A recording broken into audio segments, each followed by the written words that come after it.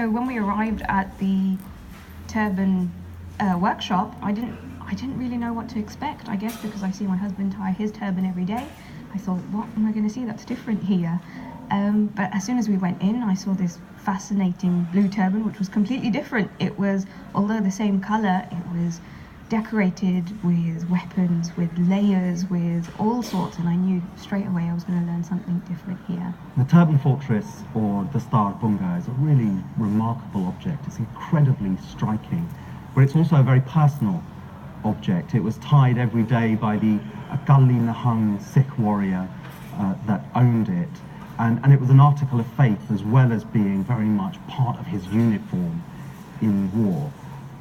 And that's the image that would have faced the British East India Company soldiers as they faced the Sikhs in battle in 1845 and then again in 1849. And they wouldn't have seen this anywhere else in India. This is the only place they would have seen the Sikhs is in the Punjab.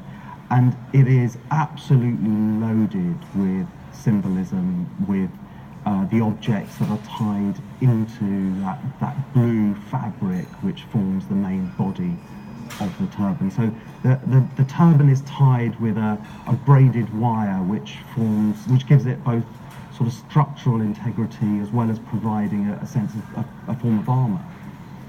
Around it, quite noticeably, are these round jukkas or quoits, and these are razor sharp steel quoits that are used to both adorn this massive turban as well as being used as weapons of war. The Akalis were very adept at hurling these towards their enemy. They either spun them on their finger or they hurled them as frisbees, and the smaller ones at the top of the turban were used as close quarters weapons gripped in the fist.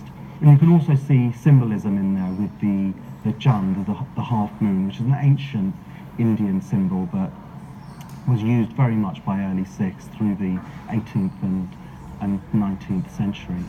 And what's really interesting about this is that as well as this forming the uniform of probably the most independent and the most irregular of Ranjit Singh's armies, that symbolism was borrowed very heavily by the British Army that went on then to recruit those very same Sikhs into its own armies of the East India Company and later into the Indian Army to really give basis to sort of new sets of traditions for those Sikh regiments.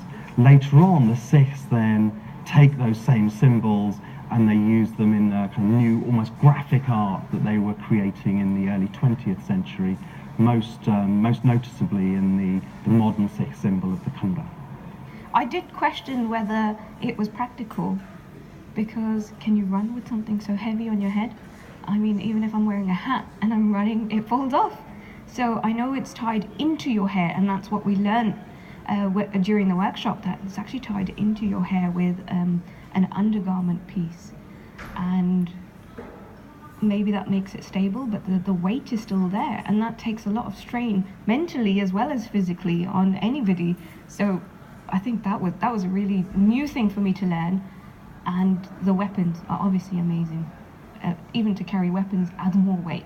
The most well-known Sikh figure in Sikh history after the Sikh gurus is Maharaja Ranjit Singh. He forged an empire from the waning Mughals at the end of the 18th century, beginning of the 19th century.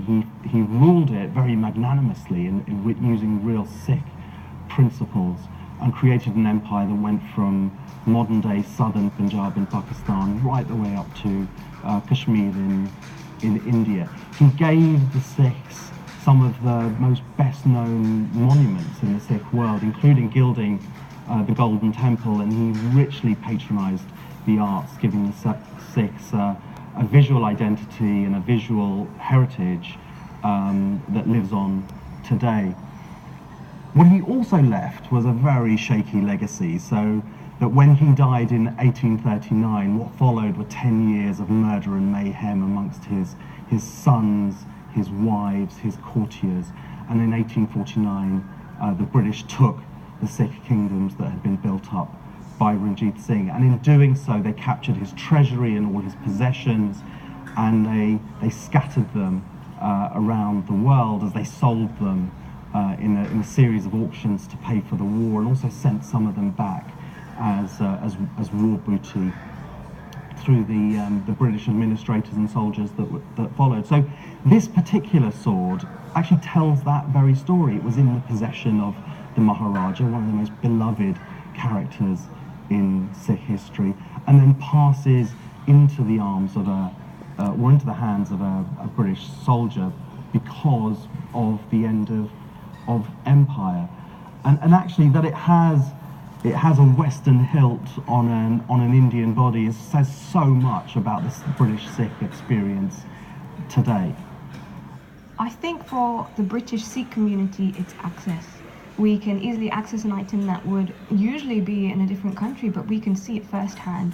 In terms of the attachment, I think when you have somebody who's passed away, or somebody who you can relate to, an identity you can relate to, you want to hold on to something that's theirs. And just to know that that sword is here, close by, means we're close by to Maharaja Ranjit Singh.